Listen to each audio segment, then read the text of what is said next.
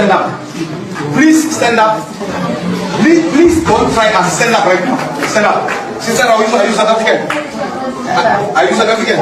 Because we are going to check everybody. Check them. Please, if you're not South African, come with me. Come. We want the police to have more vehicles available. We want these undocumented foreign nationals to realize, South Africans, we are yet to fight the fight. We are going to march and march until we win. This is the end of the line now. We're going to chase all the foreigners in South Africa out, and then we can't surrender. And we are not fear. We are not doing any favor. We will do whatever we want to do. This is our country. This is country we have been fighting. If you know yourself that you're not South African, please stand up. Please stand up. Please don't try and stand up right now. Stand up. Sister, are you South African? Are you South African? Because we are going to check everybody. Check them. Please, if you're not South African, come with me. Come. Come with me. Come.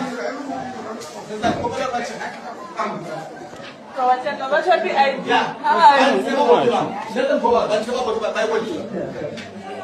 guys are not South African. Go out. You can go to Unjani, block P there, or Opotila Hospital. Go. Hey, fast. Because Zimbabwe, you run fast and go to the border. Hurry.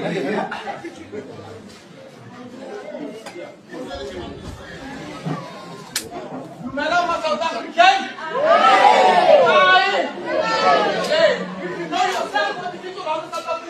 Please stand up. If you know yourself that you're not South African, please be able to control. All these nurses and doctors, they are here for South Africans. Get up South Africa. Please stand up. Don't try us. Hey, what's that? You run faster than border again.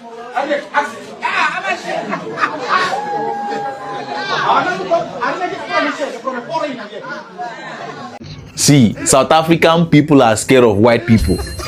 They are scared of white people. They only have power when it comes to their fellow African person.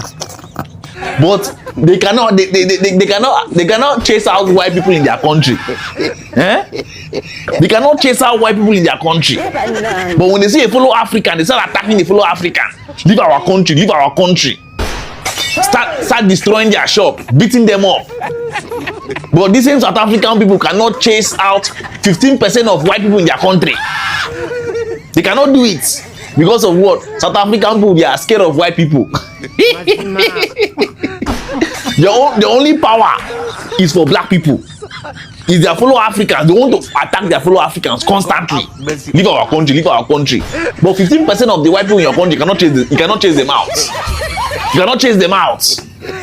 You don't hate illegal immigration. You hate black people. If this was really about illegal immigration, you'd be angry with the illegal immigrants from Holland who arrived in this country uninvited, stayed without our permission, and stole our land. You say it's not the same because we didn't have immigration laws back then. But you also claim South Africa has always had borders. Explain how a country can have borders without laws. If there were no laws, then there were no borders. And if there were no borders, then no black person is illegal on African soil. So what are you actually protecting? You're protecting imaginary lines that were drawn up by colonizers who didn't even recognize you as a human being. And now you're using their maps to decide who belongs in this country. They stole the land, wrote their own laws, and what did South Africans do after apartheid? We let them stay. We rewarded them with citizenship. Nobody got deported back to Holland. So why is it that when we suggest documenting black immigrants, suddenly it's a problem? When Malema says, document these people, you say, we can't reward criminal behavior. But we already did that. We already rewarded the biggest criminals in this country's history. White people came here illegally and got rewarded with farms, beachfront properties, and generational wealth. After apartheid, no land was expropriated. We let them keep it. Nobody went to jail. You gave white illegal immigrants land. And all we want to do is give black illegal immigrants documents, which are just pieces of paper, by the way. But even that is unacceptable. This country worships whiteness. If a Nigerian did what Jan van Riebeeck and his friends did, you guys would start a war. But when white foreigners steal from you, you forgive and forget because deep down you're scared. So now you act tough by bullying people with less power than you. You think harassing black foreigners makes you patriotic. Well, it doesn't. It just makes you look like a coward with selective outreach. Bullied by white people and too scared to fight back. So now you flex your muscles on poor black immigrants because they're the only people you can win a fight against. White foreigners are the reasons you're even competing for jobs. You're competing for healthcare. You're competing for safety. You don't care about foreigners. What you care about is that these foreigners are black. And so that they must go so that white people can see you. Forgetting that those same white people you don't care about are in this country illegally, collapsing our economy through drugs, through them being fugitives, through them making illegal money that's not taxed. The same white people go to Nigeria, open Woolworths. The only reason Woolworths collapsed in Nigeria, it is because they're trying to sell them a brand at ridiculous prices like they're doing here. Nigerians saw through that nonsense and they failed, dismally. Same as Mr. Price when they sell them outdated clothes. But it can work here with you so that you can take what's left of them for credit and pay high ridiculous costs for that. It works with you. It's always been them. Always, it's been them. Firstly, I want to say kudos to the Ghanaian government. Like, the way Ghanaians really stand for their people, their citizens. I wish we Nigerians can also do the same thing. Since 2014 till now, this South African has been killing a lot of Nigerians in their country, running their businesses. But just one citizen of Ghana, the whole country stood by this man. Even their government stood by this man. Nigeria, we need to wake up. These South Africans, they are nothing. They can't even stand us. One-on-one, they can't stand us. We are becoming weak to these people. I'm not going to lie you. And we Nigerians, we know ourselves. When we start something now, even the government will beg. We Nigerians, see, we are too relaxed. So Ghanaians are not relaxed like this. So just only one citizen, only one of their citizens is just trending all over social media. They are not relaxed. So South Africa is getting the tension. And this woman again, they say you are not even fully South African. You are half Mozambique and South Africa, and you are telling another person to go back to his country and fix it. Can you imagine? Man, kudos to the Ghanaian government and to the people as well for standing for this man. Can someone tell us what is actually going on in South Africa? Can someone openly tell us what is happening in that country? Yes, I saw a video of a bunch of white people beating up a little child in South Africa. Like, is this what we stand for? Is this what we now represent? Is this what we now do inside South Africa? Like, what is actually going on? Have we just given power to any kind of people to start tearing down our people, to start pulling us down? Like a little child, what has that child done? And then I went to the comment section to see what is actually going on, just to have more ideas of what was happening. I saw comment like, what did this child do? Like, I live in America, and I know in America, no matter what that person does, you don't really have right to lay your hands on anybody. And no African will come to America to come and be beating up one white kid over here. You will end in jail. Of course. You are gonna end up in jail. Alright? Even in Europe.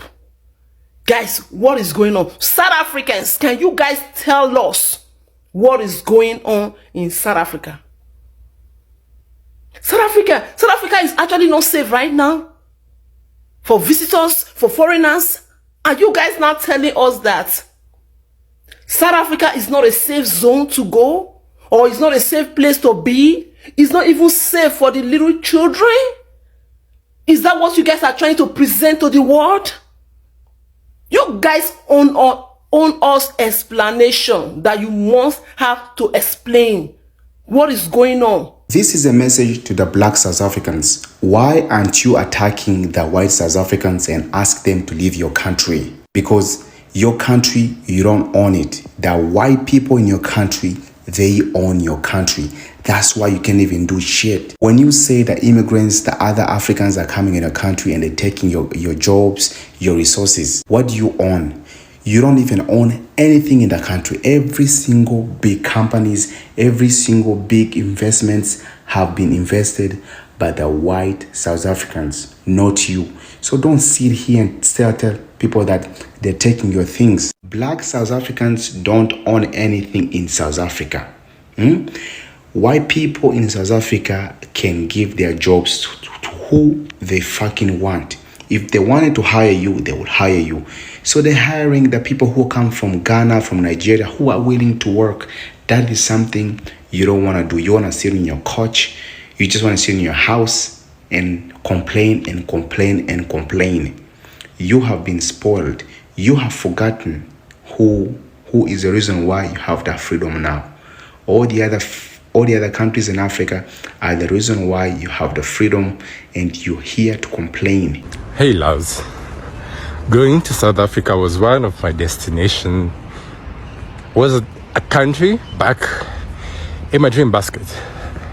But now I get to understand why they get their independence in 1992, because it's so shameful why the whites are sitting at the watch enjoying their coffee, martini, champagne, because they get to see what impact they left to the Africans.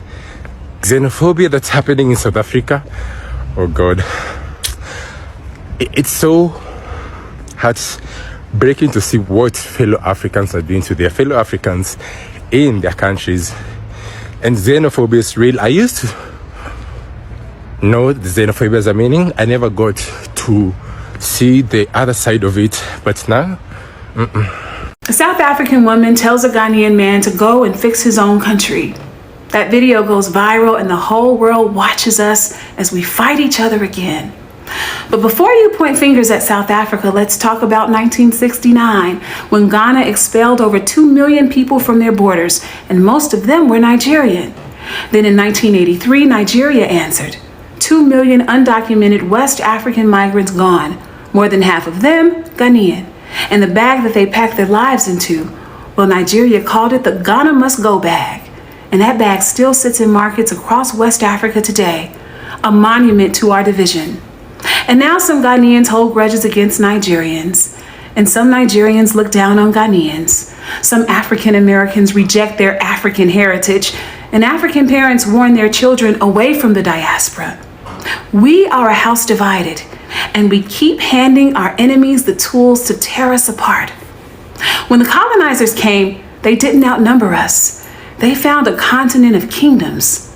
So how did a people so few in number bring down empires that had stood for millennia? They didn't conquer us with their armies. They conquered us with whispers, weapons given to one neighbor against the other. Before the Berlin Conference, the Asante Empire controlled trade routes worth millions in gold and cola alone. The British didn't defeat them on the battlefield first. First, they armed the Fanti, the Asante's coastal rivals, and then they walked in and collected the pieces. Titles offered to kings willing to betray their own, drink and money and manufactured grievance. They sowed seeds of division so deep that we're still harvesting them today. And while we argue about borders that they drew, while we expel each other from lands that were never theirs to name, while we debate who belongs where on a continent that God gave to all of us, they're back with contracts, with lithium mines and cobalt deals and green energy pipelines. The same hands that extracted our people are now extracting our earth. This wasn't random. In 1452, the Vatican issued a doctrine that gave European monarchs legal authority to invade, enslave, and seize the land. God placed everything that his people needed beneath their feet, and we're fighting over which African deserves to stand on it.